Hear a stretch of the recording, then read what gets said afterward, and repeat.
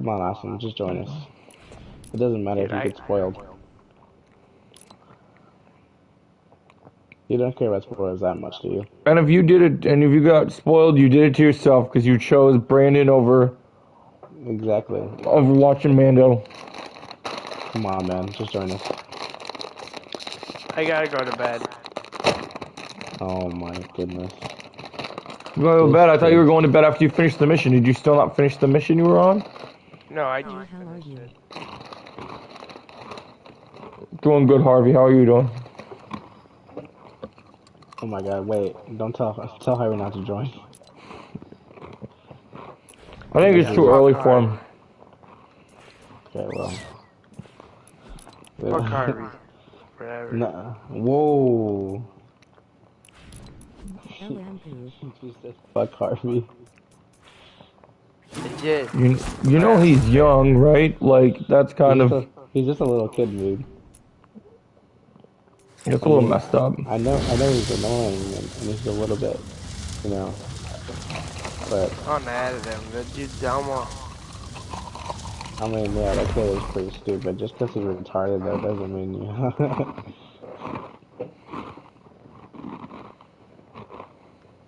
Just kidding, Harvey, we love you. No, we don't. Hey, you fucking suck. You're awesome, Harvey. I fucking hate you. Right, Joe? That one's a little tough. Dang. What? You two whispering over there. I didn't whisper anything. But by the way, Metal, unfortunately, we lost Metal. Where did he go? I don't know. He had a disconnection problem again. He just disconnected randomly. Dang, I wonder what's going on with Metal over there. I don't know. Jesus, Austin, how long is this going to take you? Come on, just hurry up and get out of here so we can start. Me and Joe are dying over here. We've got so much stuff we want to talk about. Exactly. But you're like dead weight. No, this kid's still here. You know what? Shut the fuck up. I'm going to bed. Oh, dang. Yeah, you said that about 10, 20 times and you still haven't gone to bed. I gotta pee anyway.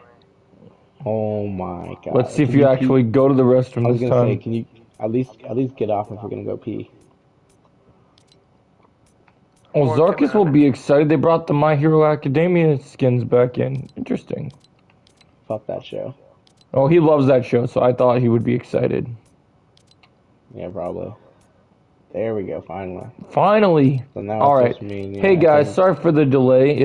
It's your OG hosts have returned, and we got a pretty interesting week of stuff to talk about. Now, we got some controversial stuff. Let's just say that.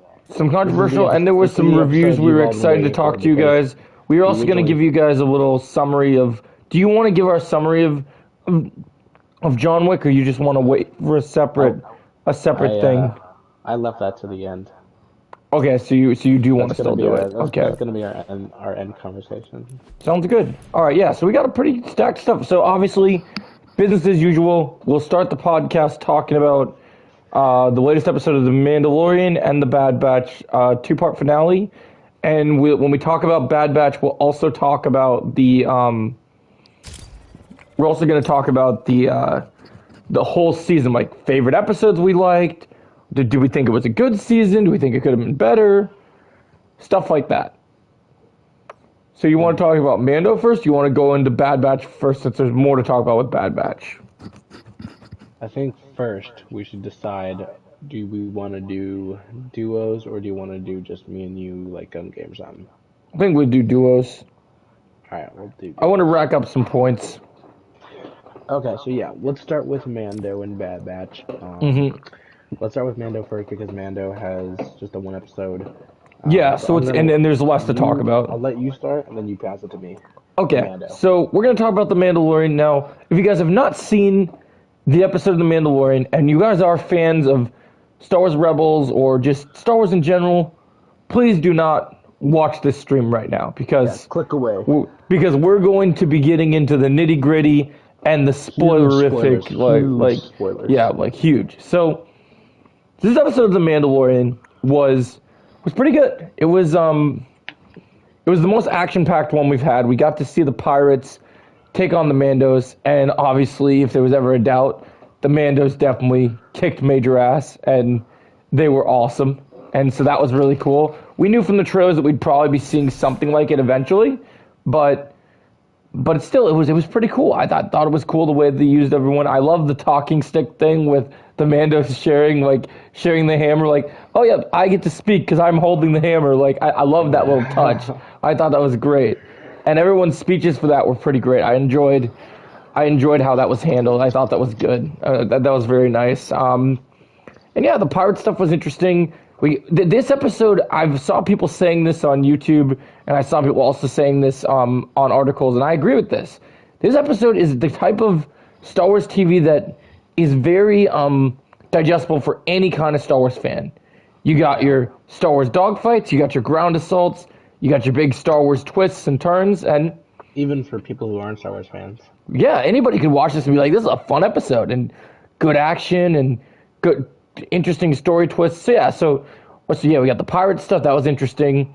We find out at the end of the episode that Grief Karga basically says, since the Mandos have saved Navarro, we get to stay here. So now the Mandos are going to set up their base on Navarro. So that's going to be kind of cool. And Yeah. so I think that will be pretty cool. And then we get to the moment later in the episode where we get to have a conversation between the armorer and Bo, and the armorer is impressed with Bo, but tells Bo that she walks in both worlds.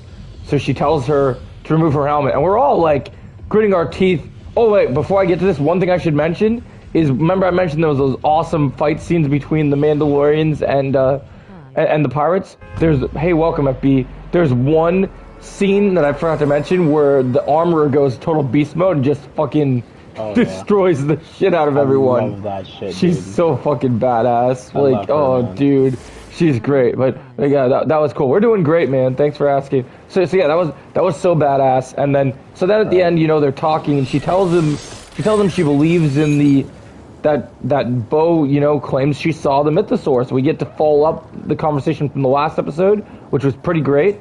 And then, Bo walks outside with all, per the armorer's request, without her helmet. And all the Mandos are freaking out, like, why is she doing this? Like, this is not what we're supposed to do. And then she's like, the armorer's like, well, Bo walks both paths. Right. Death Watch, and so she gets to. And she sends her on a mission to go find other Mandos. So this is cool because it's like, okay, well now, one, we're gonna see Din and Bo be separated for a little bit, so that's gonna be kind of different than what we've normally seen. Sad. And then this also leads to some pretty cool surprises for the rest of the season for these final 3 episodes. Like, who is Bo gonna go get? Are we gonna see people we've seen from previous seasons that we haven't seen for a while? Like, Sabine? Question mark? yeah, possibly. Like, it's gonna be pretty interesting. So then one thing we got to backtrack into the episode that we haven't talked about yet is, so then earlier in the episode, before Mando is grabbed by Carson, one of the main people in the New Republic, the New Republic's boss on Coruscant is a dick alongside the comms officer and doesn't want to help Grief Karga. The bitch. So then we got to go get Mando. Before that, we got to sit ourselves in a bar in the New Republic, and at this bar, so Carson sits down, and I watched this episode twice now, so if you look at the episode, you can see Deborah Chow and Dave Filoni's character all sitting at the bar with them. But then you look over right next to Carson, and you get something that people were freaking out about because they didn't realize at first who this was. But after we read the credits, it is indeed, in fact, for Star Wars Rebels fans, we are eating good this year because Yes, sir. holy crap, we just got fucking Zeb, man, in live action. And Yes, sir. and I'll say this to you right now, guys. As much as I am hyped for Zeb, if you guys had doubts that in the Mandoverse they weren't going to make Thrawn look absolutely amazing with their makeup artists and everything that they have done, Oh my god. Zeb will definitely answer that question for you because you're just like, Well, shit, man, he looks so good. CGI, but it looked Right. really good. But yeah, I'm just saying that all the stuff that they've done for the first Rebels characters, this Yeah. gives me hope that the rest of their stuff is going to be awesome. I trust them to do a better job on this than, because people had I'm part of the group who were like, when we watched Boba Fett and we saw Cad Bane, I'm like, this design really isn't Yeah, great, right? he could have looked better, but I think for the most part, it I think worked. Yeah. it's mostly because though, it's mostly because you had Dave Filoni. I mean, he was a part of some of those episodes, but he didn't have a lot of um he wasn't as a part of that as he is for Mando right now. So Yep, that was true. there's probably a few creative differences that they probably would have had Like you can surrounding tell just from this how each episode of character Mando, looks. you can tell just Yeah, from this episode of Mando that I think Mando, as much as we love John Favreau, I think you're going to see Dave this season of Mando, especially for the last 3 episodes. It's just going to be kind of dick riding, getting ready for the Ahsoka show. pretty much. Just be like, yep, you guys ready for the Ahsoka show? Because Okay, here's this. Because as much as Mando is John Favreau's, uh, child project, Ahsoka is all of Dave Filoni. That's all Dave And that's Filoni. why I think this season kind of has a slow burn. Because I think it's going to, these final 3 episodes are going to really like, oh yeah, I think Mando season 3 is more of a setup thing. Like I think this season is more going to be like, let's get ready for Ahsoka. And Right. some people that Yeah. might not work for it, but for me, I'm totally okay with it. I thought Mando season 2 and Mando season 1, they've done their job as a show. So like, as long as the character arcs and the story goes in exciting places, I'll be interested to see what they do. And so yeah, and then we get to the final moment of this episode, guys, and we get to see Carson is scanning in his X-wing, and he finds, how do I put this? An He Imperial shuttle. he finds an Imperial shuttle, which is super crazy old callback if you transport guys shuttle, I don't should know. say. Yeah, and the transport, yeah. And so we believe that this was the transport that Moff Gideon was being transported in. But we learn that Gideon has escaped. And when they scan the ship, they find a piece of Beskar on it that was hinted at who took Gideon or who rescued Gideon. So now this opens a whole bunch of can of worms. Like, so Gideon's out. He's doing something. Where, we don't know. But I'm guessing it has something to do with information that the comms officer is hiding, because that bitch is shady and hiding shit. So, Fucking asshole, I hate her. but you can't deny that she's well written. Like, I think they want us to hate her. So, Yeah. so I think that's kind of the plan. Like, I think that's their whole thing is. That's why I won't be surprised if she gets cast as Abby in The Last of Us, because people already hate her in this show. Why wouldn't you want to hate her on another show? Because I also hate her in Ant-Man. she was in Ant-Man as well. Yeah, she was in Quantumania. She was remember the leader? Oh, Of she's the chick that was beating the shit out of everyone with the staff, yeah. they That's put her in. Did they put her in makeup or CGI or whatever? No, it Dang. wasn't CGI. It wasn't CGI. I mean, it was just all makeup. But yeah, she was Oh the wow. leader of that I didn't group. even realize that was Of- her. Yeah, that was her, Katie O'Brien. And yeah, I did not like her in that movie. I thought she was one of the worst parts of that movie. I think all the Quantumania people in that movie were terrible. But yeah, I mean, so far, I haven't had a good impression on any of her characters. I don't like any of the characters that she's played. With either people who I don't give a fuck about, or two, they're just a bitch. And yeah, if she plays Abby, that's just gonna get worse. Yeah, I mean, I think the one thing with like the whole comms officer thing is, I like the character. Like I know, like it's not my favorite character or anything, but I understand the purpose of the character. Like I guess so. like you have to have that kind of second in command. Like, if you think about it, because we're not in the First Order and the new and we haven't transitioned to the total sequel era yet. If you really think about it, she's kind of like Gideon's Tarkin to his Vader. He's kind of a thorn. She's there to basically be a thorn in everyone's sides. I guess so. Because we love Tarkin, but remember, Tarkin had his moments of being a dick where nobody liked him. Because we'll actually get to that in a little bit, Tarkin. yeah, which we'll definitely get to that soon. But yeah, so my final thoughts, like, first of all, who took Gideon? Where does this go next? Like, why couldn't this episode be even longer so we could just get to episode 6 already? We should have had a doubleheader for Mando, because no disrespect to Bad Batch, but I was ready for more Mando. like damn. Totally. But yeah, I'm gonna have to say, yeah, I like this episode quite a bit. Lots to say. All right, you can roll over and then we'll do scores. All right. Yeah. So I thoroughly enjoyed this episode of Mando. I honestly think this is probably the best episode of Mando so far. Absolutely. I think the two for me right now is this one, and the one where Mando goes to the mines of Mandalore. And Bo has save to carry his ass and save him with the dark saber. you guys already know why I like that episode. You know, it's my milf mommy Bo-Katan. You know, anytime I see her, I just you know, I feel myself. Jokes, but also not jokes. Yeah, anyway, he's got to. He has to get new jeans because he creams his jeans all the time. Yeah, can't lie, dude. She's my dummy mommy. That's what I have to say. But yeah, ooh, Joe, there's an egg launcher here. This was a really fun episode. I mean, this episode really felt like old Mandalorian, like old Mando. Absolutely. You know? It felt like a lot of action, a lot of great action, a lot of good moments, and you get those little like cameos, and you get a lot of story development. So I think this is a perfect, honestly, like 10 out of 10 episode for me.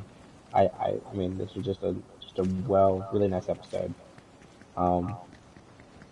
And yeah, so Zeb was really cool seeing. I'm excited for Zeb, and you know, like Joe said, they're obviously because they started with those space whales, and now Zeb, they're inching closer and closer to all these rebel stuff, and I think by the end we might get to be not confirmed, but you know, maybe still from that hope. There's definitely a chance. I'm interested to see what Bo-Katan does with the whole Golden Mandalore thing. And then not a lot from Grogu this season. We're still kind of, you know, still developing Grogu's character a little bit, but I think we've all noticed that Grogu is really stepping back in the spotlight in this season, and I think that's a good thing because we're getting more. This season is really more just about Mandalore and the Mandalorians, and that's nice that they're doing that because I feel like the show in season 2 and 1, you know, once Grogu showed up, it kind of was like a back and forth between like, yeah, you had Mando and Grogu's adventures, which are great, but like sometimes they focus too heavily on Grogu, let's sell toys, he's the cutest thing ever, like, yeah. Like, we love Grogu, but he's totally it's a merchandise move and to keep the kids interested, but some of us actually wanted to watch Mando for the sake of watching Mandalorians, and yep. And you could and that's good that we could that they really wanted to just showcase, you know, Mandalorian. Oh, I can't wait for the gallery. I can't wait for the gallery for this season. You know, when they make the gallery for each galleries. Yep. I think the gallery this season is going to be great because it's going to be John and Dave play with the action figure set pieces of like having all the Mandos coming down on the pirates. Yeah. Can we please just get like a scene where they have all the action figures out on the table and just launching the ship? One of the best moments in this episode, which really, I mean, there were a ton of good moments. I mean, you had Zeb showing up, and then you had, you know, Bo-Katan ruling Mandalore, and you had the reveal of Moff Gideon. But honestly, one of the best moments in this episode was just the moment where, and it's not even like a huge moment, but it was just a moment where you saw all the Mandalorians. Bo-Katan ship getting ready to like launch down towards the planet, and as soon as that moment happened, as soon as they dropped out of the ship and their jetpacks turned on, oh, I got chills on my spine, dude. I swear to God, it was so good. It was just cool watching the creative ways that they were beating the shit out of the pirates. There was no question. Awesome, and it was such a great moment when they took down the pirates, the entire ship together. I just loved when Par Vizsla just came down and was just raining down on everyone. Again, that was also a great moment. I got chills on my spine just hearing his jetpack come down, and then hearing that like his minigun fire up like oh my God, it was just. And then the Mando that tied the dude up and then just like freaking like haymaker clotheslined him. Right? Yeah. That shit was awesome. Yeah, definitely some of the best Mando action we've ever seen. There's enemies on top of this. I really hope that that's not the only episode we get with that many Mandos, because I really want to see more of those kind of set pieces. Yeah, me too. and I'd like to see them go up against a bigger threat because like the pirates were, it was a nice little battle, but I'd be way more interested in seeing them take on like remnants of the Empire. Yeah, So, exactly. I want to see whatever Gideon's. I really hope that's what the season's leading to. Honestly, Could you imagine that was our finale? Imagine our finale is like Gideon's new army versus these Mandos. Oh my gosh, dude, that would be so fucking. And I really hope that's what happens here. Like, honestly. Dude, I'm not gonna lie. As good as this episode is, if I get a full episode of just Gideon back in action again, that episode would be one of my favorites. Just because I need to see Gideon back in charge. I know we've already kind of seen Gideon like at the forefront of things, but when he was in season 2 and he was at the forefront of things, and even just the episode he was in season 1, he has this presence that you're mesmerized by him because you're just like, oh my god, this dude is so terrifying. Nah, man, I mean, you're speaking facts.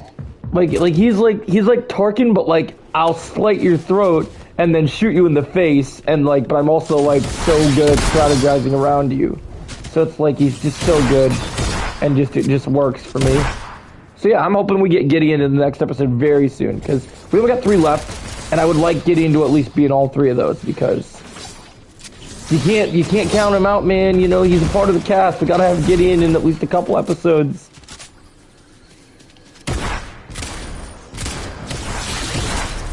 Oh dang, nice, dropped some big loot. But yeah, so that was this episode ruled. Definitely was a huge fan of it. And then did you have final thoughts? Like, do you have more to add to? No, that's pretty much it. I said I'd give it a 10. What do you give it? I'm giving it a 10 too. Yeah, just overall, just a really, really solid. I mean, I didn't have any complaints with this episode. Like the fact that Grogu wasn't at the forefront. Everything, you know. It felt like Star Wars. Right.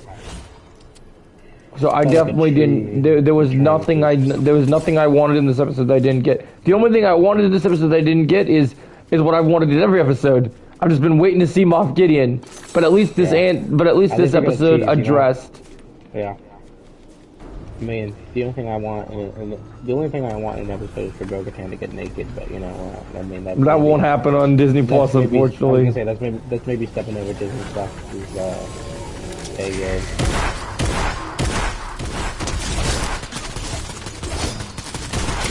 Another enemy over there. Got him. Ooh! Holy shit! Nice. Oh, nice job. That was sick. With the sword, I just come in and clutch like, nope, nah, bro. Alright, do you want to get on to Bad Batch? Yeah, okay, so Bad Batch. So this is going to be interesting. So we got 2 episodes to break into this, and then we'll also sprinkle in our thoughts on the whole season as well. Let's start with episode 11, I think, right? Or not? What was the one before the finale? Oh yeah, so you want to build? All you mean was that episode? I don't know. What was it? We did episode the previous one before. So that would have been episode 14. 14. Oh shit, Joe, we gotta go. Yeah. Oh, we gotta go storm. Yep. No worries. I got the sword for a reason. Alright, so yeah, we'll start with episode 14. So, Joe, how we feeling? Okay, so episode 14. Well, yeah, because we got 2 episodes that we're gonna talk about. But so yeah, episode 14. So you know, just up to different episodes. Yeah, 14 was that one. Yeah. So 14 was the one where I'm trying to remember what happened. We had. Do you want me to do it? Yeah, you might remember. Okay. Better. So episode 14. So basically, we start off back at Moana Planet, as Joe likes to call it. Yep. And the Bad Batch is getting ready to gear up to go into basically storm. What's up? I don't know what it's called, but Mount Tantus. Yeah. Is it the Mount Tantus? Yep. Mount Tantus. Okay. Well, there you go. Mount Tantus. And basically, their objective is to get crosshairs back, and to get I guess intel or something like that. I'm not sure I really want that well, but they're basically just going into the Empire and screwing shit up, like they need to. Yeah, they are. That's right. They are trying to find where. They're trying to find where. I don't think it was Mount Tantus. It was just some kind of like citadel. But well, yeah, no. So they want to go to the citadel because they want to find out where Crosshairs is, and the Doctor has the connect. I think Crosshairs is on Mount Tantus. Yeah, exactly. Right. He's on Mount Tantus, but they had to go to the summit because the summit was where all the Imperials were. Exactly. And so they had to Welcome put a back, tracker Birdman. on. They had to put a tracker on a specific person's ship that will lead them to where Crosshairs is. And Mm-hmm. basically, all right. So to start off with this whole first episode, I just want to say, Saw Gerrera, I will never forgive you for what you did. I'm not Oh, gonna go. I'm not gonna absolutely. go. I'm not gonna go into. But let's just start off with Saw Gerrera. I hate you. Okay. So basically, what happens is on their mission, everything's going pretty good, and then they bump into a familiar face, and his name is Saw Gerrera. Hold Yep. on. Yeah, so Saw Gerrera pretty much being a dick, doing what Saw Gerrera does best, and it wasn't pleasant for all our What friends. the fuck? Anyway, yeah. So Saw Gerrera is there. Coincidentally, he's there at the same time the Bad Batch are, and his mission is to basically blow up everything like he is, because we know Saw Gerrera is an extremist, and I mean, listen, if you're gonna blow anyone up, it's gonna be the Empire. I don't think what Mm-hmm. he's doing, he has the right idea. I just think Saw Gerrera does it the wrong way. As you will see, his actions affect the Bad Batch in a huge way, and we will get into that in episode 15. But yeah, so Saw is there, and basically Saw kind of both Saw and the Bad Batch kind of set off the alarms, and they get caught, and they have to run from basically where they are. So they're on their way to escape. Saw gets out safely, of course, because he has a ship to go, ready to go. Unfortunately for the Bad Batch, they snuck in, and now they have to get out somehow. And the only way they can get out Mm-hmm. is the way they got in, and that was through the train, the little sky train line. So basically, um, that's basically just sums up episode 14. Is we get a little bit of Tarkin, we get the Doctor coming to Tarkin and Mm-hmm. talking to him about Omega and trying to get back We Omega. also got a nice little Krennic cameo, because Yeah, Krennic was there basically, too. basically what you had is at this meeting, Tarkin being the You had Tar- different factions of the Empire. yeah, because Tarkin is just being Tarkin, like for the Emperor's best interest. He just wants to know that this money that we're spending is going to be worth it, and these plans are going to work out. Yep. So he's like, he wants an update from Project Stardust, because that was the Death Star project. He wants to know about Hemlock, the Doctor's experiments, because he thinks that these experiments are a waste of time and it's too He expensive. does. Yep. But like, Not only but I expensive, but like how Hemlock was. he doesn't Oh, trust clones. yeah, but I like how Hemlock is literally like, oh, I spoke to the Emperor and he wants this to happen. So Yeah. I don't think Tarkin And liked that someone else is talking to the know Emperor why instead of him. we know why the Emperor wants this, and it's not. Mm-hmm. And let's just give. I mean, here's what I'll say: it's not for the clones we think are actually happening. Mm-hmm. It's we know because we know from the Emperor always has a backup plans for his backup plans, and Mm-hmm. he knows that his time will at some point run short, and yeah, I mean, basically he has a way to get out of every scenario, and we'll see that happen. I mean, what's interesting is that Mando and Mando season 3, kind of season 2, but mostly season 3, has been returning to this whole cloning thing, and so is Bad Batch, and Mm-hmm. they're definitely just doing it just to explain more of why and how Palpatine returned. I don't think we needed both shows to do it at the same time because it felt like there was a connection that really just wasn't there. But I think with Mando though, I think there's going to be a different reason for it. Like, I actually think that even though both things are related in terms of like Palpatine, I think there might be more to the story that's trying to happen with like what Gideon was doing with cloning with Dr. Pershing. That's different than like with what they did in Bad Batch. Like I think Hemlock's plans are directly tied to Palpatine's future, where I think obviously Gideon's plans are also tied for, but something else I also thought about, right? And nobody's brought this up in terms of Gideon, right? yeah, Yoda's species has a very high midichlorian count, as his species was very possible in in that way. And I've seen people toss the theory around that Gideon had the power of wielding a lightsaber, being that he had the darksaber, and that Gideon, obviously is the first person in line that's, stepping up since Darth Vader ruled the galaxy. So Yeah. it could be possible that Gideon might be trying to give himself some midi-chlorians. And maybe that's why he's been experimenting with Grogu. We can't also forget Thrawn's kind of in that position too, but that's what I'm saying, is they both could have their own agenda. It might not even be tied to Palpatine. Yeah. Because sure, yeah. if you read the Thrawn novels, Thrawn did not give a fuck about Palpatine when he did what he won. He really only got into the Empire just so he could have some sort of position of power. Because from the position of power he's in, he can just go off and do whatever the fuck he wants. Yep. He has the troops and he has the power, so he can. I mean, really, he didn't even need. Yeah, whatever he's doing in the unknown regions, when he does eventually get out, it's not going to tie back to Palpatine. It's going to be him doing whatever he wants. Yeah. So yeah, I think with Bad Batch, this was pretty good because you got to see a new perspective of the Empire. Also, one thing we haven't talked about that's fantastic is, so in previous episodes of the Bad Batch, when they tried to feature the clones and the stormtroopers going to war with each other, usually the clones, because they're worried they're going to hit their brothers, just stun them. And in this episode, the Bad Batch are stone cold murdering stormtroopers because they know they're not their brothers.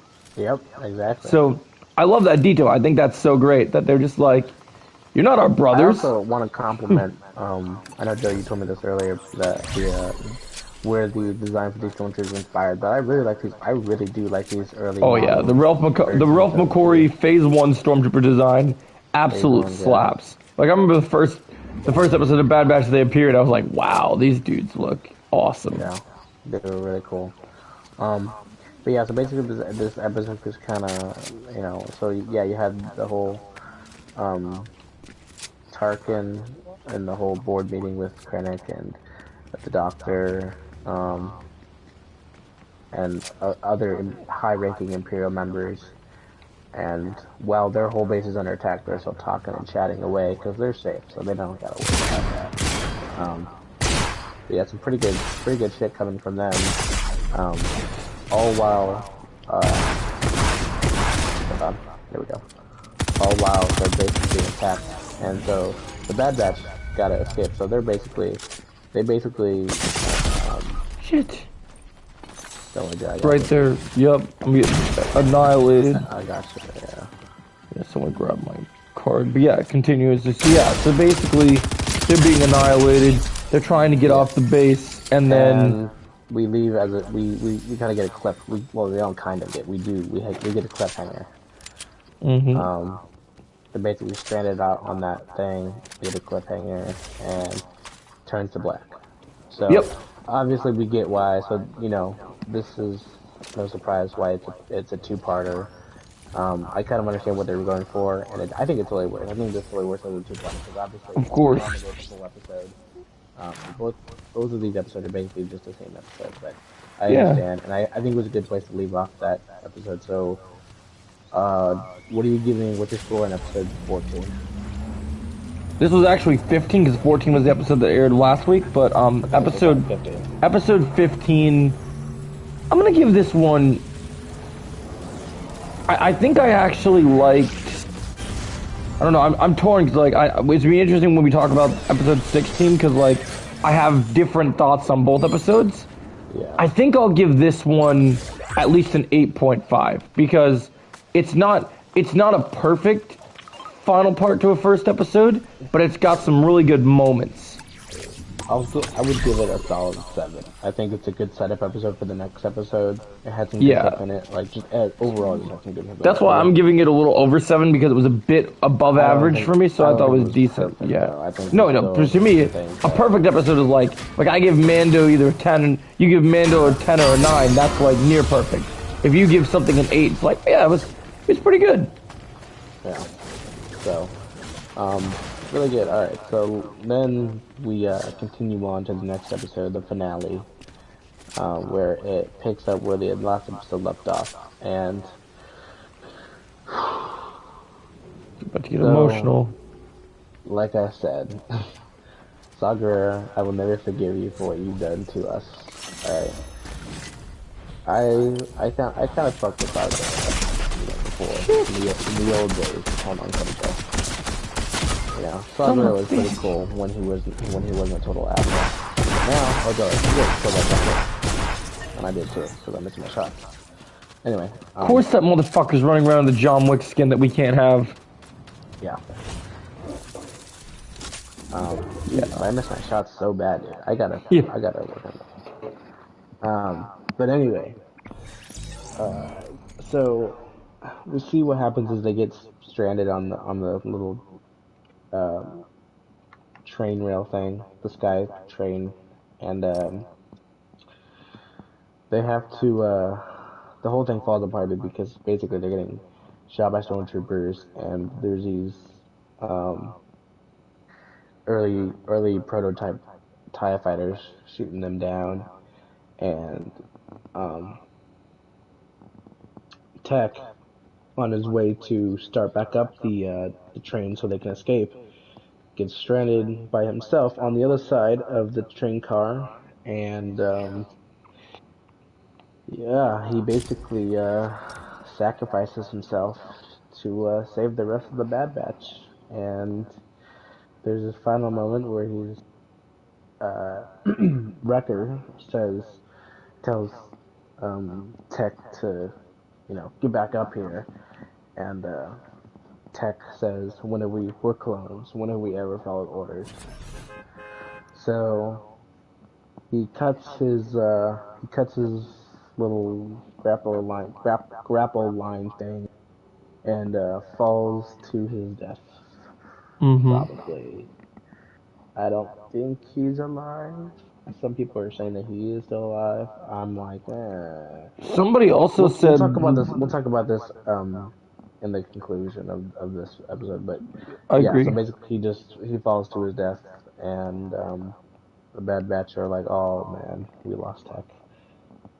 And yeah, so I'm gonna speed run through the rest of the episode. So basically, we cut to black. Omega wakes up, and she's super sad that Tech is gone. And she's like, "Where's Tech?" And Hunter's like, "Oh, he got to fight himself."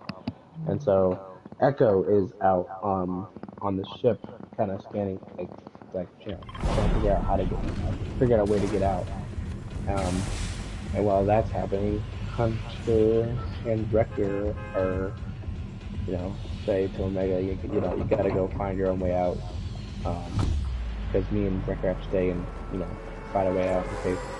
And, of course, the doctor shows up, and, our fucking friend Sid sells him out like a bitch. Um, Mm-hmm. so, yeah. Omega goes back, though, because fucking stupid kid. She's Omega. She's Omega. And, Hey, I'm just glad so that basically, Scorch was up there to pop off on her. Like, damn. yeah, and so Scorch basically, is the MVP of the episode for me, man. I was like, this man's coming to capture Omega. That's how you end the season. yeah. Like, just, oh, And so man. basically, Wrecker and Hunter get Yep. captured while Omega shows up and she's like, I'm gonna come save you guys. And then Scorch jumps up behind her and gets her. So Fucking love Scorch. thank Give you, Scorch a Scorch. damn show. I was gonna say, it's like, thank you, Scorch. Thank you for fucking. A little bit mad at you though, Scorch, that you didn't, fucking kill her when you had the chance. He's You under could have done. orders, otherwise he would have. I know, dude, I know. I If love they didn't Scorch. need Omega, he would have just popped her off. Oh yeah, he totally would have. So yeah, we love you, Scorch, but next time, please kill her. Yes. Anyway. Anyway, yeah, so basically, Omega gets herself captured, and it all goes to shit, because now Hunter and Wrecker are free with Echo, and Omega gets captured, and so now they're all basically just those three are together now, and Omega's Mm-hmm. captured, and they bring her to Mount Tantus, where she finds our good friend Crosshair, who is pretty much just Just sedated chilling, on taking like a a bed, nap. taking a nap. then we find out that the woman doctor who was doing tests on what's his name, Crosshair, is actually dun dun dun Omega's sister Yup. somehow. So we're obviously gonna learn about Somehow, that more Omega's next season. sister returned. Yeah, and they fly now. Yup. Just kidding. Yeah. Anyway, That's funny. yeah, but so that happened. So basically, overall, in conclusion, episode 16, the Bad Batch. Yeah, episode 16 is called Plan 99, but it actually would be called the Bad Batch is fucked. Yup. Although I would want to make sure why it's so interesting why when they talk about Plan 99, why that's such an important moment is there is a clone in Clone Wars that dies that was called 99, and his mission was to grab a bunch of grenades and like kind of save all the troopers. So that sacrifice is kind of a play on that, which I think was kind of cool. Yeah. A little detail I forgot to leave out is that the doctor finds what's his name, tech glasses or goggles. Yup. And he's like, this is all that remains. I probably believe him, to be honest. Yeah. Here's what I think. People think that Tech's not really dead, and I get where they're coming from, but listen, if they had Tech, they would have brought him to Mount Tantus with Echo, because if they were gonna capture him, well, two things. One, they don't really need him alive, because if they had Hunter and Wrecker in their possession, if they wanted. There is one other thing I thought about though that they could have done is, no disrespect to Hunter and Wrecker because they all have different talents, but Tech is intelligent and he knows certain things that they might want. So what they could have done is, remember, Mount Tantus is a very big facility. So the room that we saw with Omega and Namaste and Crosshairs, it's bigger than that. So it's very possible that if they had Tech, they could be doing to Tech what the Separatists did to Echo.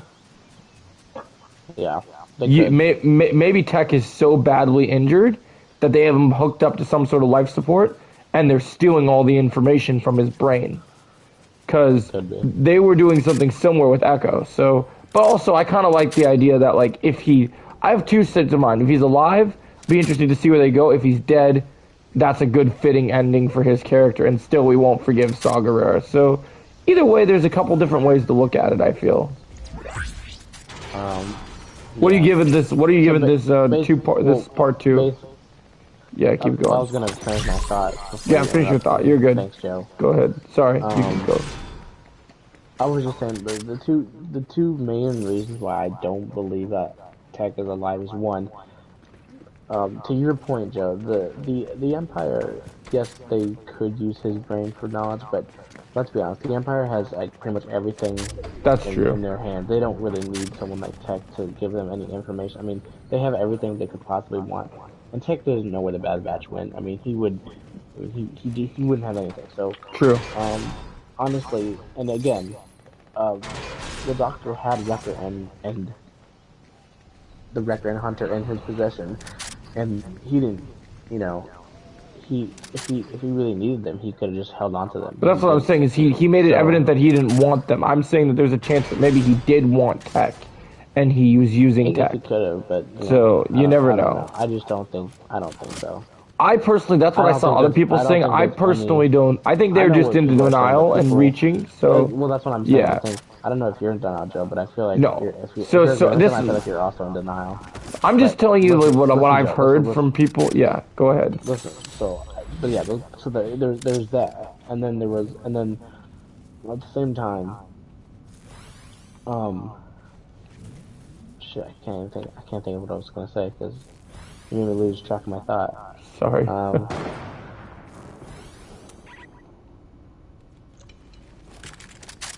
Is this a person? I can't tell if this person's real or not. Is it real?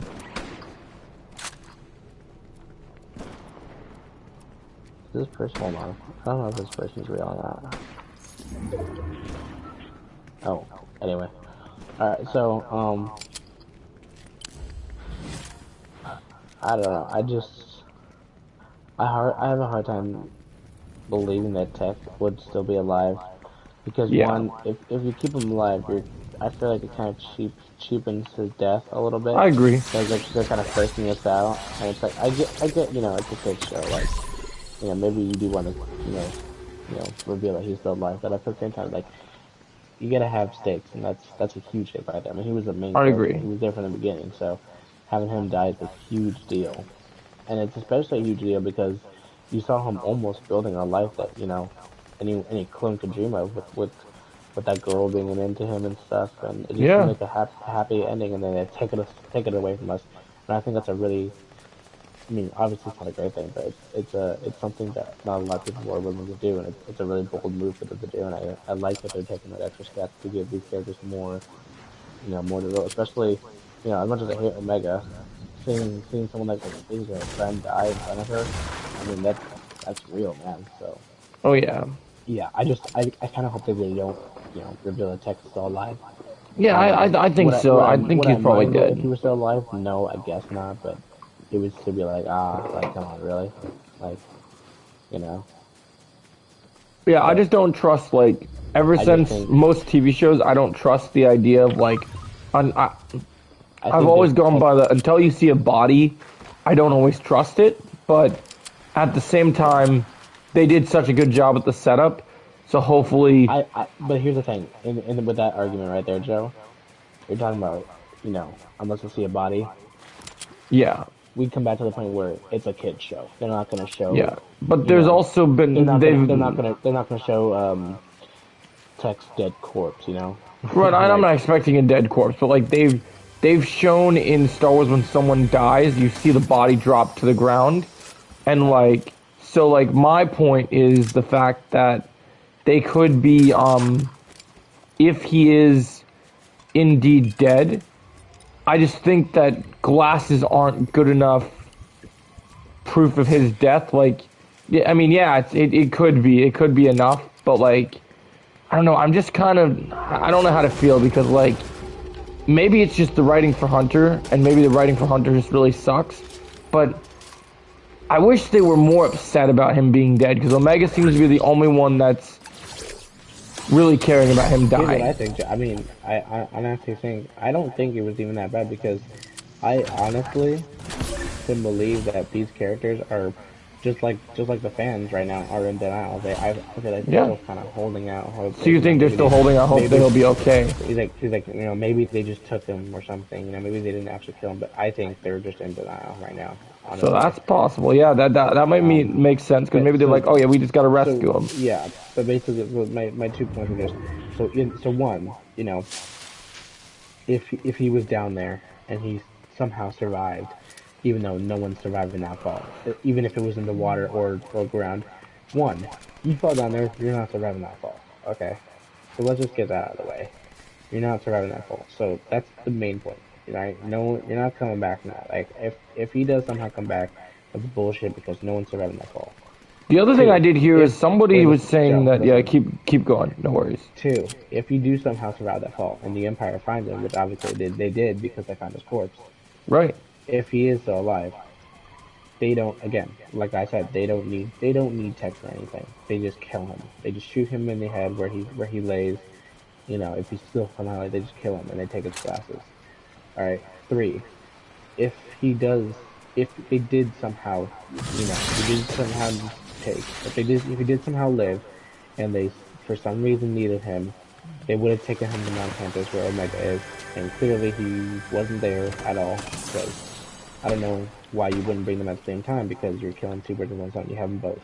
So yeah, that's just another reason why I think if he was still alive, we probably would have seen him because they would have taken him back for testing, and we would have at least seen him among those bodies on the tables along with Crosshair, and clearly we didn't. So if we didn't even see him there, there's obviously no reason why they needed him alive. So again, the doctor found him, so if he was somehow still alive, they would have killed him. So I feel like there's no matter which scenario you go with, Tech is dead. I'm sorry, but Yeah, no, Tech is gone. you're right. Yeah. So that's just my little rant that I wanted to go on. Um, it really saddens me that he's gone because he was one of my favorite characters in that show. But you know, it is what it is. You know, and fuck Sakura. So yeah, that's basically my whole sum for that episode. Is there anything else you wanted to say? Not much that I can add. I mean, I feel like you pretty much hit it out of the park. I mean, yeah, it makes sense he would stay dead. I just think it's interesting. I've seen. I must just be a lot of people in denial because I've seen a lot of people just kind of coming up with excuses for him somehow being alive, and I'm like, I think people are just still in Yo, denial. come here. I need your key I need. Okay, I'll get you. right here. This one. No. This one right here. Oh, you want the shotgun? Okay. No. This one right here. Yeah, the The purple blue one. one, Joe. The blue one. Oh, you want this one? Okay. Thank you. There you go. All right. So, all right. Final score. So I actually overall this was a good episode. Though. It was a really bold episode. Um, they took a lot of steps that I didn't think they would take, and I respect them for it. You know, respect for actually killing off a character, one of the main characters. Um, but also fuck you for killing off Tech and fuck Sakura. I'll give this one a solid 8.5 out of 10. Decent Yeah. episode, but not the best. Fair. What about you? Yeah, I'm gonna give this one. I'm gonna give part two. I don't know. I might go a little lower because I feel like there's a lot that happened, but there's also like for a finale, this episode doesn't really feel like it lives up. It feels more like a mid-season thing than like a finale. I actually, because listen, I think that what a good finale has is it has, you know, kind of a cliffhanger. I think that's where. Right. No, and I'm not saying the cliffhanger is bad portion. There's two different finales you have. You either have a definitive end finale, which is not definitive, but more like you either have a good ending or a bad ending, and that's basically what these like. There's two versions of finales. There's good ending, bad ending. Good ending is like, oh, everyone's come to conclusion. They still, you know, maybe they open things where it could continue, but you know, it could be this is the end. Or you have a finale where it ends on a cliffhanger, and you kind of, you know, they're obviously making third season, so you know the next season's coming. And obviously they went for the bad ending here, and for what it is, I don't think it's actually that bad. You know, there are a few things that I think they could have done differently, but overall, a lot of the things they did in this episode were really well done. I think the way they handled Tech's death was good, and I think the way they handled, you know, Omega getting captured was good. Oh yeah, I think they handled a bunch of that stuff well. I don't know. For me, for a finale for Bad Batch, and maybe because they're saving it for season 3 when they announce season 3 at Star Wars Celebration, but I thought this with how they used Cody in the beginning of the season and with Rex and Echo teaming up and stuff, I was really disappointed with the moment that they revealed that Rex wasn't with Echo. I was really sad because yeah, I agree. because just like they said, just like Captain Hook says in the movie Hook with Robin Williams, I want my war. I want to see that clone revolution on the Empire, and it better happen. Like because they made it seem like it was going to happen this season after the Palpatine episode, and now it's like it might just be a season 3 thing. Which I don't mind, but I would have rather them not tease me with what I could have had right away. Yeah. I will say this: I will say if we get to see Cody and Rex finally team up in season 3, then I might feel a little better about this. If there's a reason to save but I don't know. I just feel like I think I defend everything in regards to Tech's death. I think it's a good ending for him. I think it makes sense. And it shows the show's willing to take big risks even on a kid's show. So, and that was really cool. And some of the action stuff is really cool, and the Omega capture is great. I don't know, I just wanted a bigger finale, personally. Yeah, but I think though there's also like there's so much you can do with, you know, a finale that's only like 20 minutes long or 20 minutes. I agree. I'm if I had to score this, I would give it I'm gonna give it a solid 8. I think I'll keep it at 8. Yeah, I'm gonna keep it at an 8. I'm pretty happy with 8, but I do think both episodes are really good. I think I'll bring down episode 15. I think I'll give episode 15. I'm gonna bring episode 15 down to a 7, and then I'm gonna keep, and I'll say 8 for part 2. Slash Plan 99. I think I'm pretty happy with that. I'm giving episode 15, or sorry, not 15, 16, 8.5. Overall, really solid. I like a lot of things they did. I like how they leave it open for the end, and True. You know, respect for killing off Tech, but you know, it's gonna. Did you expect the twist with the Omega sister thing, or that thing. or did that catch you off guard? Like, I don't know. It really, honestly, like, neither. To be honest, like, it didn't catch me off guard, but it didn't really surprise me. Like, you know, it felt like something anybody could have predicted. To be honest, and for me, honestly, I think what it is for me also, it's just I didn't really care because I don't care about Omega, so. For me, it's literally like the moment that I've seen that character, that accent, I had my suspicions about her. Because I was like, oh, she's related to Omega. Omega, yeah. A lot of people call her Omega instead of Omega. I always think it's so funny. But that's the thing. We gotta have a talk about this. Why is Omega Australian? Australian people don't exist in the Star Wars universe, right? Like, as far as I know. I don't know. Australians, right? I do not know why they did that. Australia isn't a place or a thing in the Star Wars universe, so why? Oh, Joe, you left me. Oh, I left you? I didn't realize you were dead. Storm's coming in. We got people. Come on, Joe. I'm not dead yet. Don't worry, I'm not. Oh shit, now I am. Yeah, you jinxed it. Anyway. Yeah, Omega's Australian for some reason. I don't understand why she's Australian. Omega and Teak and Reeker and Hunter and Ego. Right, Joe? Yeah. Yeah, I think overall, Bad Batch was pretty good. I'm definitely looking forward to season 3. Even though I liked season 1 in some aspects, I think season 2, well, it does have a lot more filler. There are the good outweigh the bad. I feel like a lot of the episodes of season 2 had some really good moments. Yeah, I agree. All right, let's move on because we took forever on that. Yep. So, all right, we're gonna move on. So. Overall, really both good episodes. I did like Mando a little bit more. Absolutely.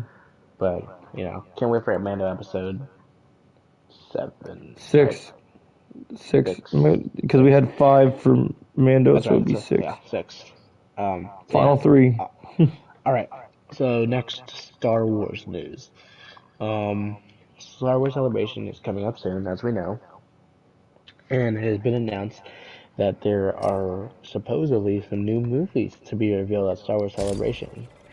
Some of them might be surrounding the sequels, maybe different. I heard that there was supposed to be at least 3 announced, maybe, but there could be more, maybe less. What do you think, Joe? What do you think we're gonna get at Star Wars Celebration? It's all gonna be announced to be all sequel trilogy era, from what I've heard. Unless they change it, but which, if that is true, I'm not going to be a fan of it because there's no good characters left in the sequel trilogy that I'm interested in seeing continue. So if they actually, other than actually, yeah, you're right. There's no one. The only characters that they had their shot to play with Finn and do things right, and they chose not to do it. They fucked it up. Yep. And then their best character next to doing stuff with Finn was to do stuff with Ben Solo, and they killed him. So that's ruined. Well, and then he was already the GOAT of those movies, though. Well, yeah, he was already the best. If I have anything about defending the sequel trilogy, every scene that Kylo Ren is in that movie, he's the best character of that trilogy. Yeah. Yes. I They mean, did such a good job he with. can sometimes be a whiny emo boy, but he was. I think he was just the best. I mean, the problem is there's not a lot of competition. It was either him or you pick any of the other characters, and you're just like, yeah, Kylo Ren's the best, just Yeah, and because he's when you look badass. at his character, you understand why he's whiny because it's a part of his character. Yeah. It just works. And also, not a lot of people in the Star Wars universe can say that they killed Han Solo. Yeah, very true.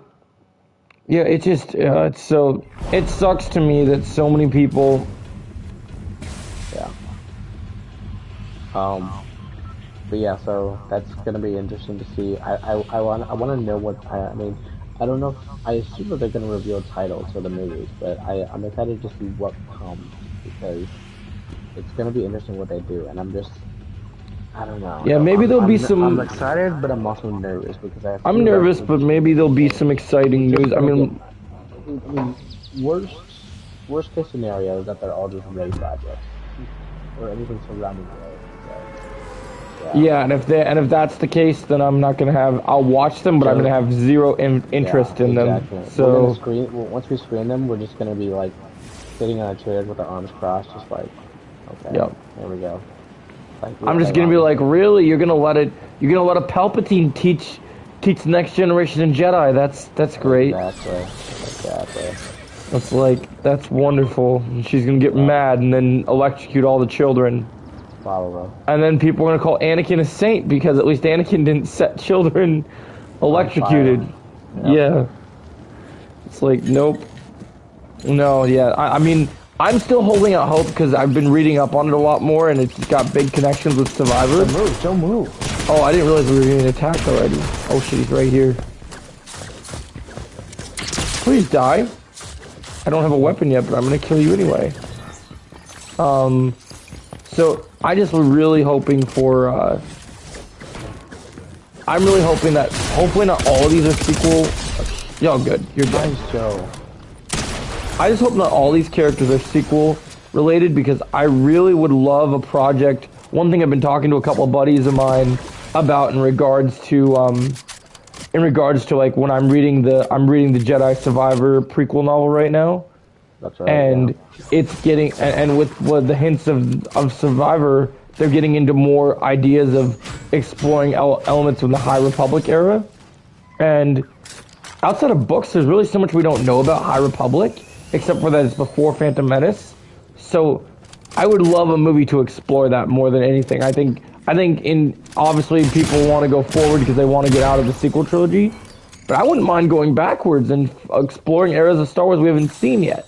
Like, Exactly. so I'm all for High Republic. Give me some High Republic. I think that'd be cool. So I hope that these movies are not just all sequel trilogy era because there's not gonna they're either gonna have to come up with a new villain or a new idea and the villain better be interesting because I'm not interested in the hero based on what we know so far. So yeah, I don't know. If it's all sequel trilogy content, I'm not gonna be a fan. And Disney's kind of in a tough spot right now because, listen, I can't even. The sad thing is, I can't even say with confidence that I don't even know if Disney wants to get rid of Rey, and I honestly don't think they want. I think they want to keep her around, and not even for the reason of if they get rid of Rey, Disney's gonna be canceled because people are gonna have backlash. They're like, oh, you canceled the woman Jedi, how dare you? Like, no, I just think they want to keep her around. They think that Rey's a good character. Like, as the delusional Disney thinks that Rey is actually a good character. And no, they're just fine to me. I just wish that they would, if you're gonna have a lead female protagonist in your movie, we know she's already alive anyway, apparently, to Dave Filoni. So why couldn't we get the sequel trilogy where the head of the table of the characters, the person teaching all the new generation, should have just been Ahsoka. Because Dave has revealed that Ahsoka is still alive during Rise. So I mean, she's probably old as hell, but it doesn't matter because with her species, she can still teach and still be she'd be more used than what Luke was useful for. So yeah.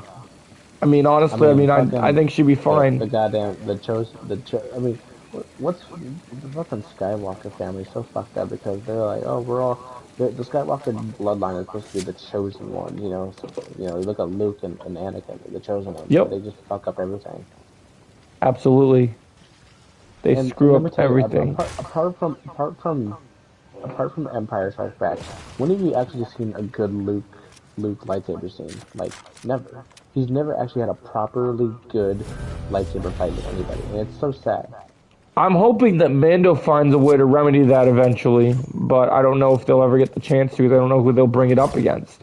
Maybe Yeah. Ahsoka. Maybe Ahsoka because they have those two Siths in Ahsoka.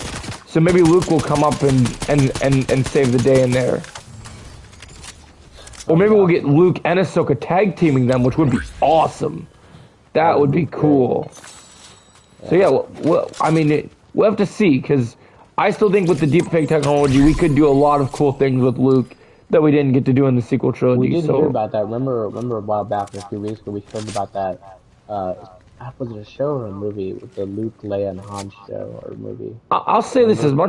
as much as I'm iffy on the Han and Leia idea, I'll be down for something revolving Luke more than I something would just love revolving A Rey. solo Luke series. Just see what the Yeah. event like between like Why the can't whole we take time. the deepfake technology, take Mark Hamill's voice, and just Yeah, Disney Plus, and Luke you can Jedi turn on Academy, just you bam. exactly to see Luke. I want to see Luke on his time between you know between Return and Awakens, Yeah. or you know what an even better idea is? You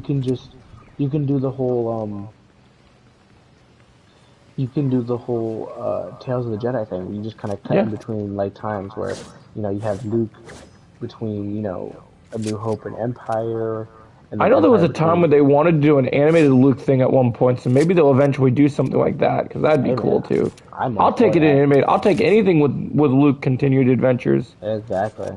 Yeah, I just because I think Luke doesn't have as much as I love Luke in the canon. He has his most badass moment so far is what we've got of him in Mando. So like, yeah. it'd be really cool to get some really good Luke versus Sith And battles. the sad thing about that is that it's I mean, yeah, he's using his lightsaber to cut up all these robots, but it's not. Again, apart from Empire Strikes Back and Return of the Jedi, which were released like Yeah. 30, 40 years ago, we've never seen Luke in an actual good Jedi fight, like Yeah, Jedi we lightsaber want fight. to. I mean, the reason that Anakin was such a good character was that you could see all through Clone Wars that he fought so many different darkside wielders, and you were just like, Exactly. "This is incredible!" Imagine just getting something like, imagine if we got Clone Wars, but with Luke in some form of animation. That'd be so cool. Or even like a live action, like you said, like with the deep fact technology, they could do something really cool with Luke in live action too. Even just a younger Luke, I think they could do something really cool Let's go and to my mic definitely real quick, deliver. bro. What do you say? We're gonna go over to my mic first. Okay. But yeah. Um. Yeah, I think they could Anyway, absolutely crush it with that. I think there's some good ideas out there for them to do more for the movies, the extra movies that they're gonna announce. But unfortunately, I don't think they're gonna take the high road. They're probably just gonna come up with some bullshit sequel stuff. So yeah, And if that's they do, at least if they do come up with that, at least we'll always have Disney Plus Star Wars to hang on to for the time being, and we yeah. don't have to worry about those movies. Like we can watch them, but we can judge them as how bad they are at the same time. And hopefully, once the cancer is officially cut out, because here's the best slash worst case scenario of this situation. Say all these movies are sequel trilogy era, right? Yeah. If Kathleen Kennedy, even if she gets new writers and whatever, and if Kathleen Kennedy gets the same percentage of bombs, maybe even higher than what they did for the previous three sequel trilogy movies, then she's gone. Like there's no saving her. If she's able to bomb another trilogy, Disney will have to remove her. Like there won't be a chance. Well, I appreciate you saying that because that actually leads us into our next topic. Good. Um, Kathleen Kennedy supposedly, hopefully, but also will be fired if she doesn't put out a new Star Wars film by 2025. Now, this also kind of contradicts what I said on our previous topic, which is they're going to announce them. So, um, I don't know. It seems like kind of an L for us because I guess Kathleen Kennedy is going to announce some Star Wars films.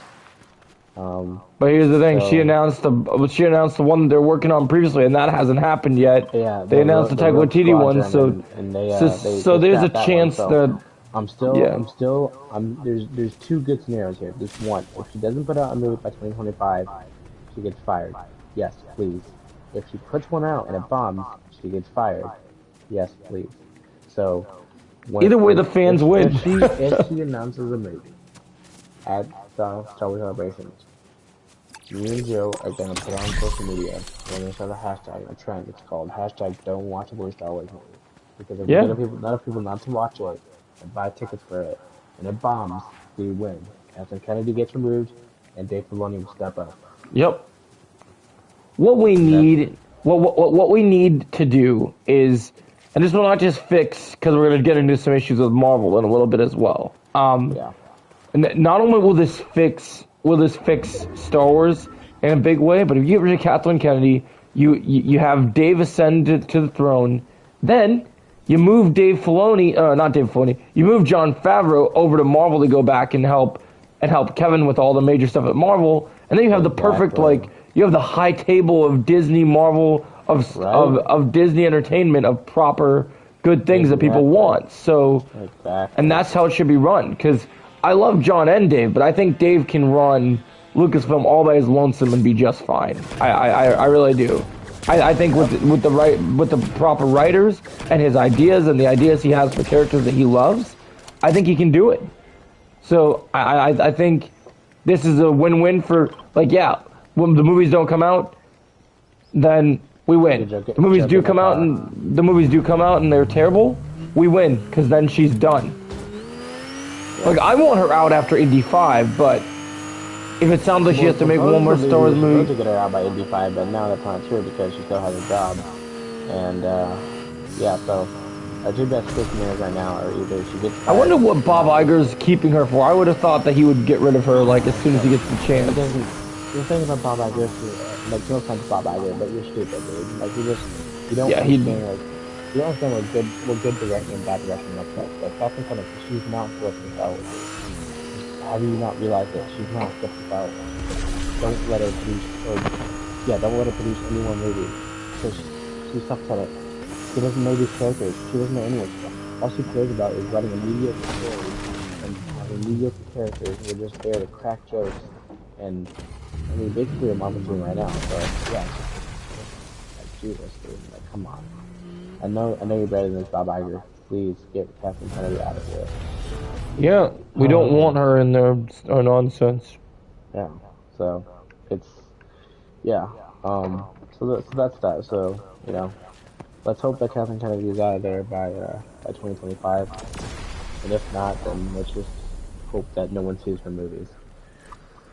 Yeah, either way, but with Celebration, I think we're just gonna have to wait and see because it's gonna be a lot. There's gonna be good news at Celebration too. So like, Oh yeah, definitely. if this crappy movies come out and we're like, oh whatever, we have other Star Wars content to focus on. So Yeah, definitely. they said Survivor's sponsoring the entire event, so there's probably gonna be some good That's Survivor gonna news be that comes awesome. out too. Yeah. So We can't wait for Survivor. We'll give you guys updated as close to. oh yeah, I should be. I gotta finish that book so I can get a whole full review for you Right now guys. we're into full Survivor hype, so everyone get excited because Survivor. April baby, let's go. April's in full swing. It feels like Christmas. We're gonna have two Christmases, actually three. We're gonna have regular Christmas, we're gonna have Jedi Survivor Christmas, and we're gonna have Spider-Man's Future. So, I know. September's gonna feel like Christmas as well. It's gonna be nice. Hold on, I gotta add something to the list real quick. So that's here. Mention it.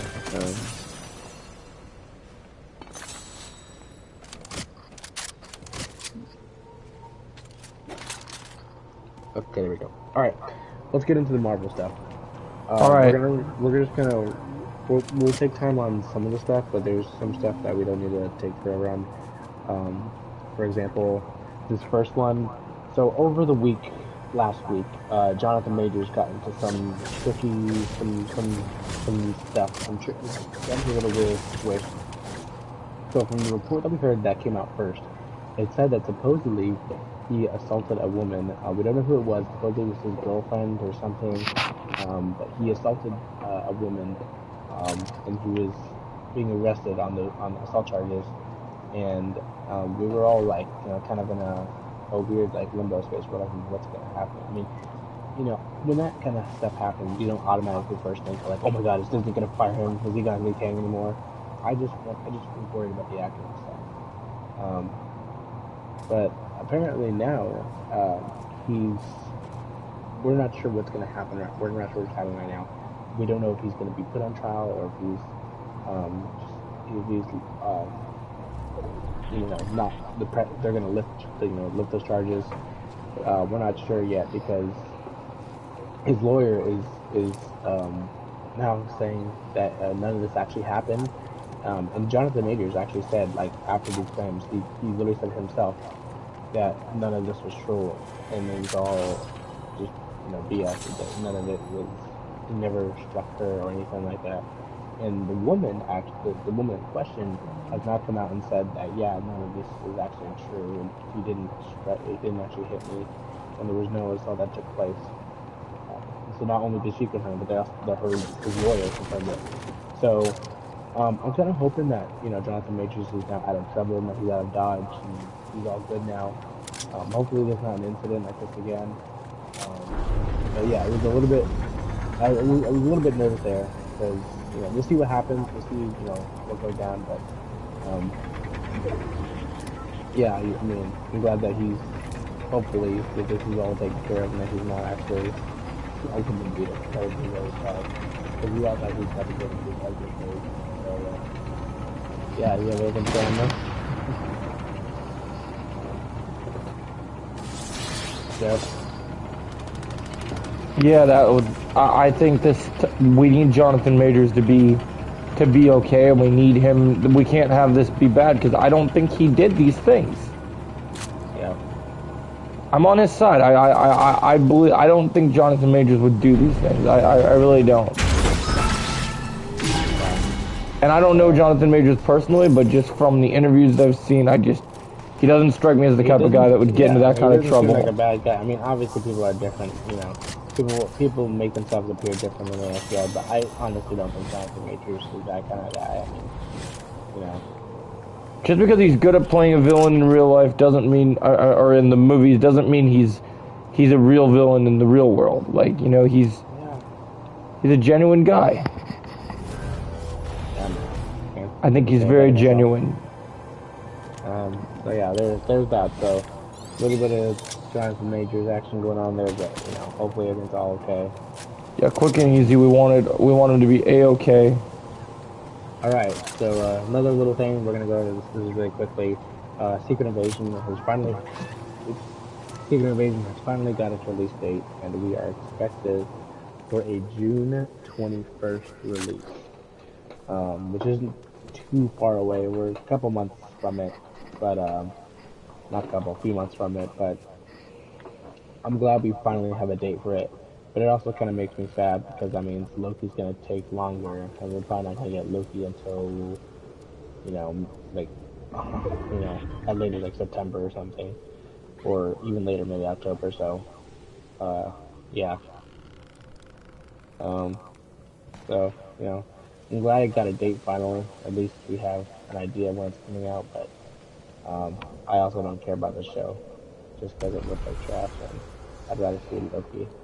I'm kind of like, I mean, I get that opinion on it. I'd rather see Loki too, but I will say one thing I'm interested in is I'm always down for Nick Fury at the forefront of anything, just because I like Samuel Jackson. But also, the other thing that makes me excited is we've not had something. Now these reports could be totally untrue. We don't know, right? But yeah, I've heard that the show is gonna have a similar tone to Winter Soldier, and if that's true, I'll be interested in it because Marvel needs a different tone than what we've seen previously. So I'd be interested in a much more darker side of the MCU. So if we get to see something like that, I'd be totally game. Right. Yeah. So I just feel like personally, I know you probably disagree with me, I don't know, but I feel like personally, Nick Fury has done his time in the MCU. I think, I get that you can do more things with him, but that doesn't always mean you have to do more with understand. No, I understand. I just think the idea of the show, until like the trailers came out and stuff, I thought the premise seemed interesting, and I was interested to see where they go with it. But obviously, you never know what you're gonna do until you see the final product. So we just gotta wait and see what the final stuff looks like. Yeah. So I reserve judgment until I actually see like the final episodes and everything about it. Yeah. I don't want to wait if we get another trailer before it comes out. Like, I haven't been convinced from the trailers. I'm interested because I know Rhodey's in it. I'm interested to see Nick Fury kick ass, but I don't really know what we're gonna get. Dang. Where's this guy? No, I'm getting wrecked. I can't do shit.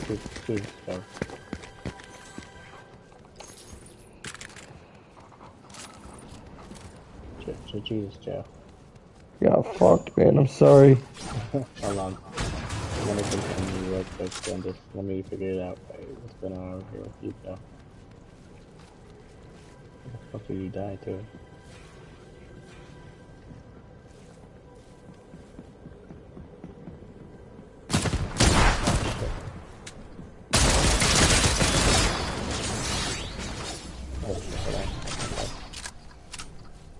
I'm trying not to lie here.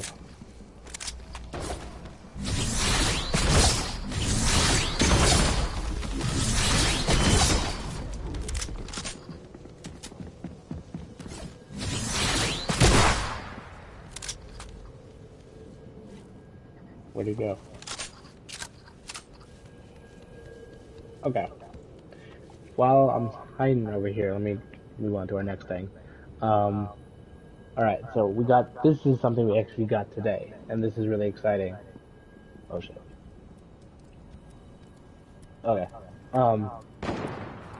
Joe informed me on this, and I had no idea.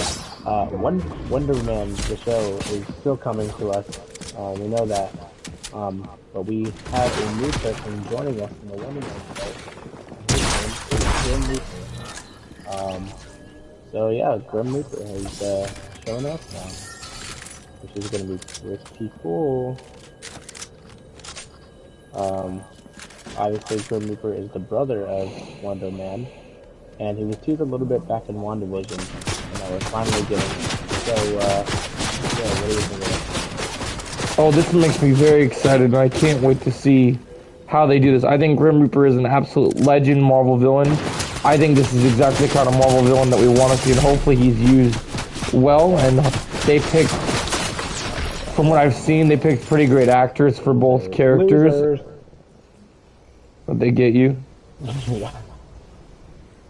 Go on. But yeah, I think they picked really great actors for this character, and I think they're going to deliver on this 100%, and I can't wait to see what they do with it, because it's such a great character, and I think they have the potential, and Wonder Man is sounding like it's going to be a fantastic show. Yeah, well, we'll see. I mean, some of the shows in the MCU right now have been hit or miss, but hopefully it'll be good. I'm excited to see what they do with Wonder Man. Yeah, I think it's gonna be pretty cool. I mean, there's really not much to say because we don't know anything about Wonder Man. Right now all we really know is that Wonder Man. We know who the actor is, and we know that the guy from Lovecraft Country is playing his brother, Grim Reaper. But other than that, I mean, They clearly like using people from that show in their projects. Yeah. I mean, let's be honest, Jonathan Majors. No one comes close to Jonathan Majors.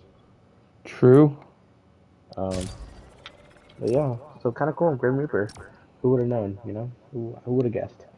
I wonder though. I wonder what other projects they could use him or Wonder Man in.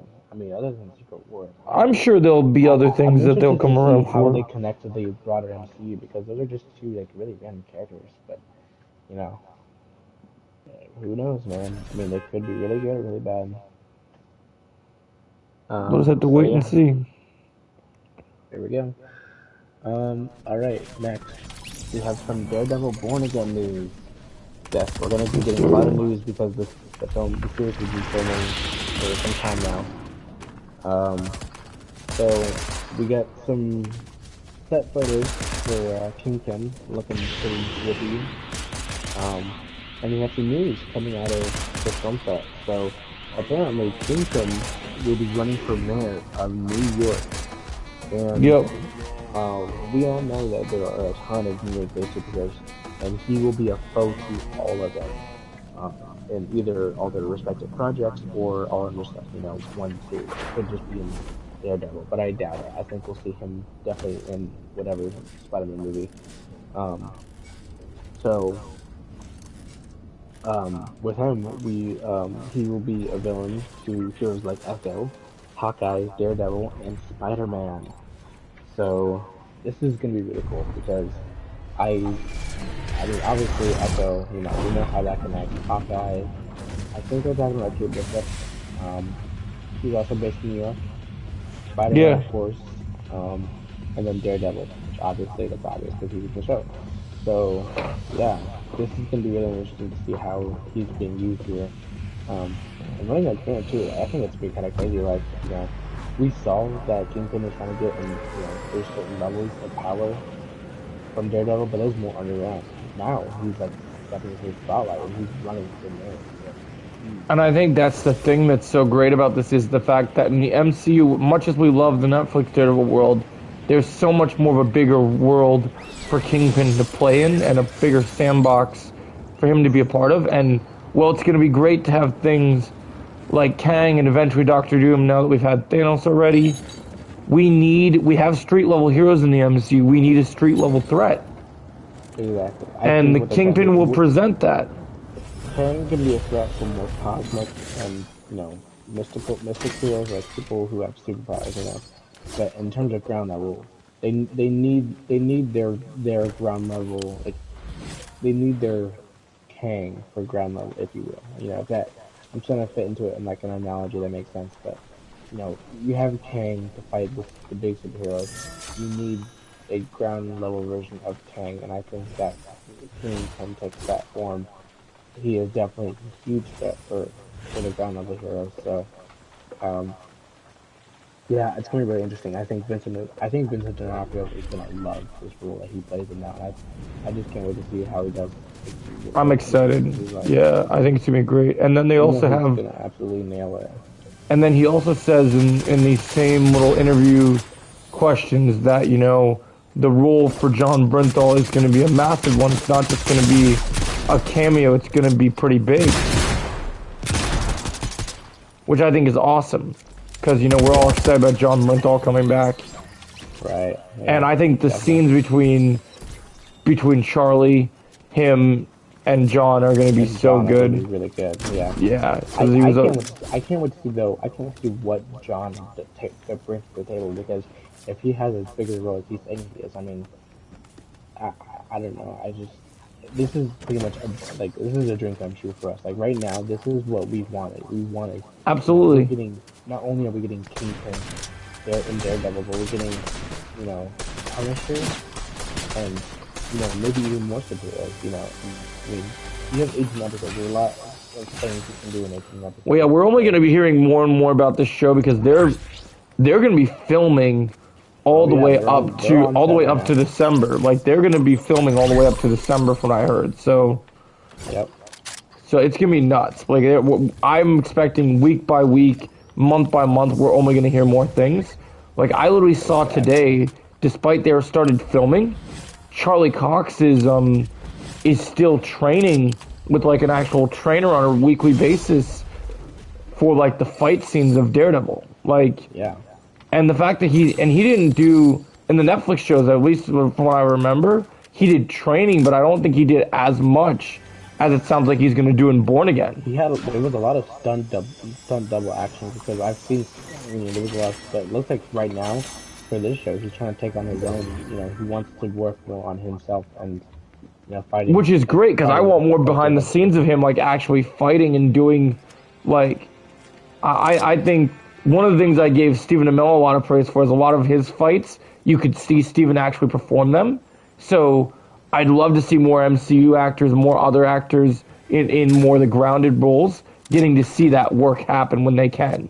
You know, Yeah. like that's why things like when we'll get into the end, when we'll talk about John Wick. That's why things like Wick work so well, because you have people Because that are literally your doing actors it. are your people who you cast in movies are really they put everything into it. I mean, Yeah. they're down to like doing their own stunts, and that's where you. And I think That's why Charlie Cox, I can really even respect before what they're doing. they started filming the show, I did a video a long time ago about Charlie training for Daredevil Born Again and looking at the moves and stuff that he was putting in the work for. It looked like it was just going to be absolutely incredible. Yeah, And I so seeing him put his all in was amazing. yeah, it's gonna be really cool to see what he does in the show. I think Kingpin is gonna be a great foil to him. I can't wait to see Kingpin back in action, and you know, um, I'm so excited for the moment that Kingpin, Vincent D'Onofrio's Kingpin, and Tom Holland's Spider-Man meet face to face, and they finally have a Oh fight yeah, to the end. I think you're That's just definitely gonna going be to see so that in fucking sick. Spider-Man 4, but I also think that they could meet on more than one situation because we know that Tom Holland's contract includes 3 new Spider-Man standalone movies that could also have cameo characters that we like Daredevil again and others. But Hmm. but we also know that he got 3 team-up movies that he signed up for. We know Secret Wars and Kang Dynasty are 2 of them. But a possible third film is, what if, and I don't know what they will call this movie yet, but what if we got almost a new version of the Defenders, but maybe it's not called the Defenders, right? And it focuses strictly on the ground level heroes. So like Hawkeye's there, and then you have Daredevil, and then you have all these other characters involved, and they're going up and dealing with like I told you today, the Dark Reign storyline, right? Right? So Yep. so all these heroes, maybe Luke Cage is here, maybe Jessica Jones is here, and all these heroes That's that are right. I meant mean, they're we seen haven't as even talked heroes, about that. I mean, yeah, we just they talked could about be. how we not only were we getting Daredevil and Kingdom, we're getting Punisher, I, but we're I also really want to see getting this scene adapted because the MCU, a lot of these heroes go out in public as themselves, and there's no real danger for their identities. So like seeing, so it'd be so cool to see like if they're treated like vigilantes.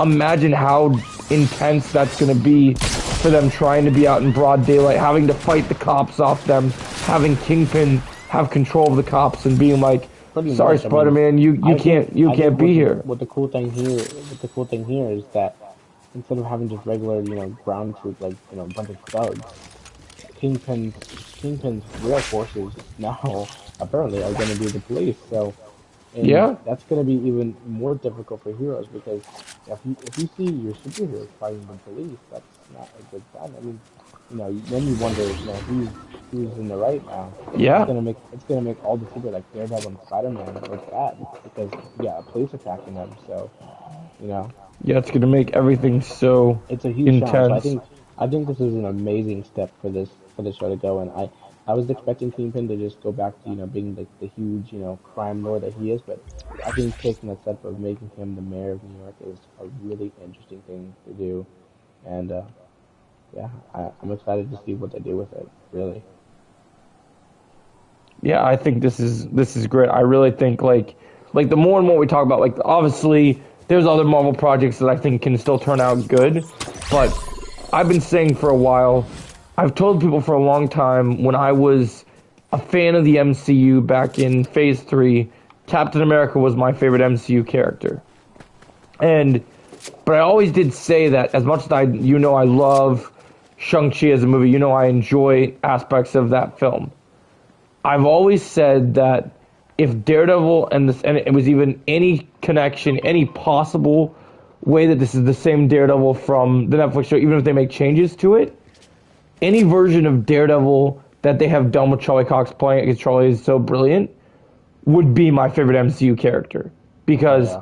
I just love the character of Daredevil, and I realized, and we'll talk about this with John Wick as well, but I realized that there's just something about a blind superhero that can kick so much ass that is so great.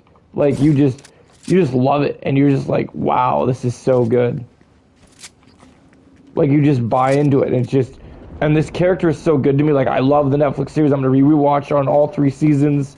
Probably watching Punisher as well. Maybe some Jessica Jones to get ready for Born Again. But I'm so excited for Born Again because it just Yeah, the hype sounds real to it. I know Vincent D'Onofrio also said that in terms of the violence and the physical violence as well as the emotional violence, he says that's not going to let down despite this being on Disney Plus.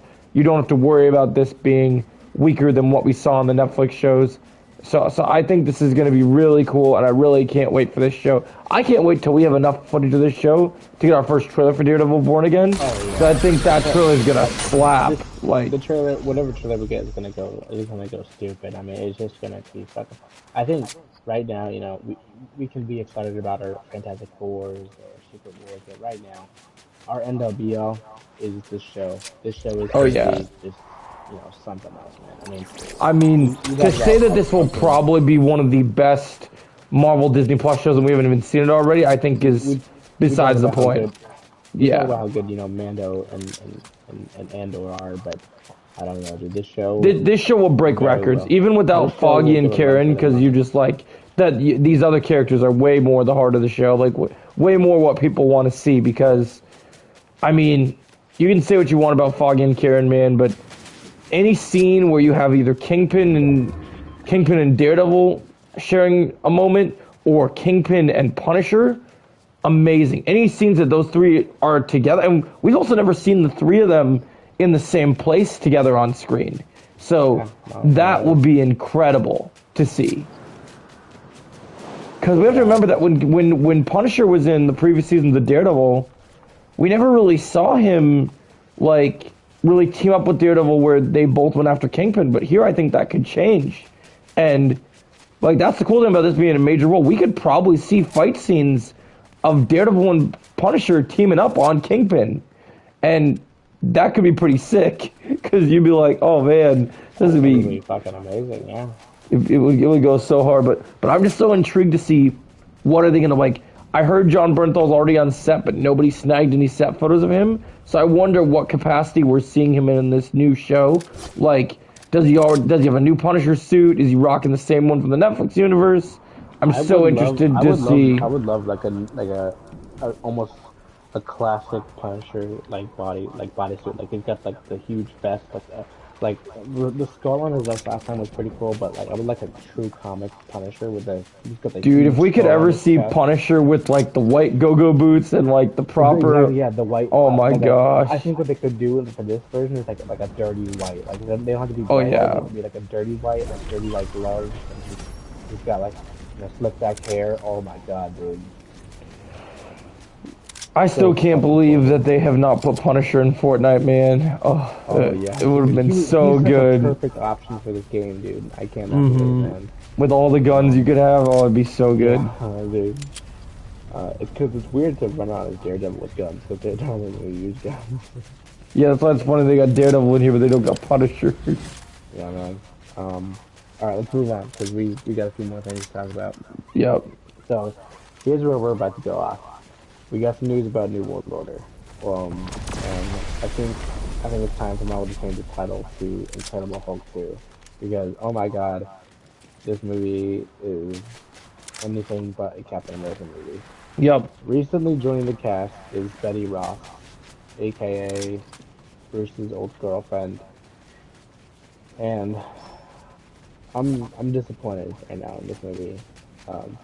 Not for the reasons that you would think, more because I've never actually said that I've been disappointed in a movie for its cast, because a cast can do great things, but it's the cast that they chose because we know what characters to play. So let me tell you who's in this movie, and let me remind you that this is supposed to be a Captain America movie.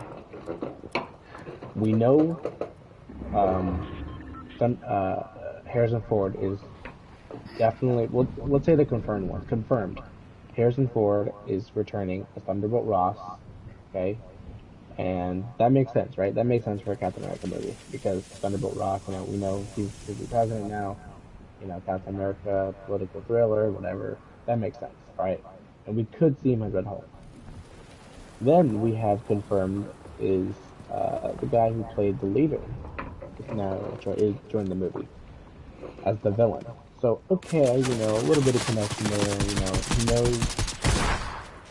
He knows who Kevin Will Rock is. They were both in the first Incredible Hulk movie. Okay, that makes sense. But even though that's okay, he's a good enough villain to pick. I guess if they were gonna do anybody, it would be nice to come back to him.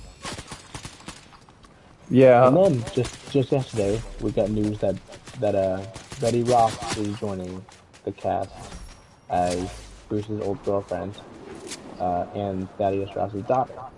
So that's interesting. Okay, I guess that makes sense. If he's in the movie, I guess why not bring her back, right?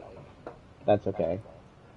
And then we slip into the rumor area, which is they're rumors, but they're pretty highly they're being very the sources that we got from are very reliable, and it's probably true. Is that last year we learned that not only is Bruce, aka the Hulk, supposed to appear in this movie, but Jennifer Walters, aka She-Hulk, is also supposed to appear in this movie too. I was about to say that, like, the moment that she's officially confirmed to show up, then we know that this is going way too much into the Hulk characters. Let's recap.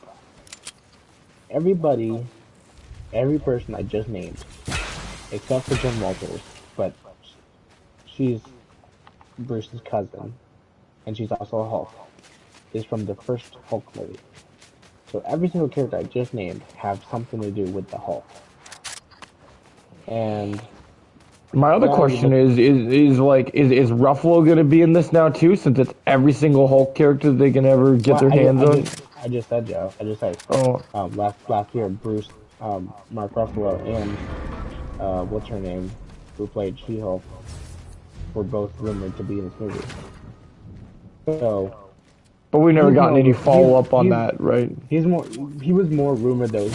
I think it was someone from Marvel. I don't know if it was someone from Marvel, but it was more rumored that he was actually going to be in the movie than Jen. So we don't know. But those are the two ones that are kind of up in the air right now, but they are rumored to be in the movie. So every person I just named has either one been in the Incredible Hulk movie or are associated with the Incredible Hulk. And then let's go back and let me retell you the title of this movie. The title of this movie is not Incredible Hulk 2. It doesn't even have Hulk in its name. It doesn't even sound like it would have Hulk in its name. This movie is supposedly called Captain America New World Order. Why the fuck do they have every single person related to the Hulk in this movie? What do you think, Joe? What's going on here? What the fuck is happening? Well, the answer to this question, which really sucks, is we've already seen with the previous Avengers videos that we talked about, like how they don't want Sam to with the Avengers. They don't want someone who doesn't have powers leading the Avengers, right? So we knew that this was one of my worst fears, and unfortunately, unlike Steve Rogers, they're not confident that Sam Wilson can carry a Marvel, carry his own movie. They're not, and it really sucks because I love the character and I think Sam Wilson can definitely carry his own movie. But unfortunately, the people making this movie and Marvel in general, they don't think the same that we do. Oh crap! They pushed me out into the storm. But yeah, it's like they don't think the same that we do. Yeah, I agree with what you're saying, Joe, and I think that's a part of it, but I think there's two different things going on here. One, it's either they don't believe he can carry his own movie, or they do, but they're just using his movie as basically so they can fit in a Hulk movie because they don't have the rights yet. So here's my thing with that. They have, I think, about a year or two before they get the full rights back for the Incredible Hulk and Namor. Why would you not just wait those 2 years instead of loading somebody else's movie with a bunch of Hulk characters it annoys me to no end because I don't know if it's either they don't know if he could hold his own movie, or if it's they need someone else's movie so they can have a bunch of Hulk be in the movie so they can do their next Incredible Hulk. You know, it's so stupid, and I really feel bad for Anthony Mackie in this situation because this is not what he wants. But I mean, I don't know what he's probably gonna have it some kind of part, like no matter what, like he's still living out his dream. He's still gonna get paid. He'll get paid, but it doesn't matter. He's gonna get rich out of this movie. I mean, he's already rich, but it's just it sucks for the character because this is supposed to be a Sam Lesson's movie, and right now it doesn't seem like it is his movie. It seems like it's somebody else's movie. So, do you have anything else to say on this? Like, Yeah, my main thoughts are I'm just, I'm upset about this. I think this is really upsetting because I think Sam Wilson deserves better treatment for his first movie than this.